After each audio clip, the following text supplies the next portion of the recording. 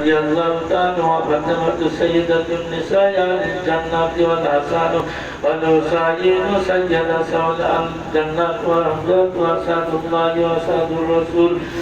اللهم اغفر لعباس وولد مغفرة زائدة وعاقلة لا تغادر جنبا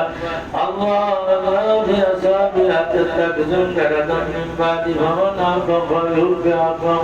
ومن أبكر فالمستغفر وخير المتقبلين ثم الذين يلونهم ثم الذين يلونهم سلطان جل الله في الأرض من أنا سلطان الله في الأرض الله إن الله يأمر بالعدل والإحسان وإيتاء ذي القربى وينهى عن الفحشاء والمنكر والبغي لعلكم تذكرون فاذكروني أذكركم واشكروا لي ولا تكفرون.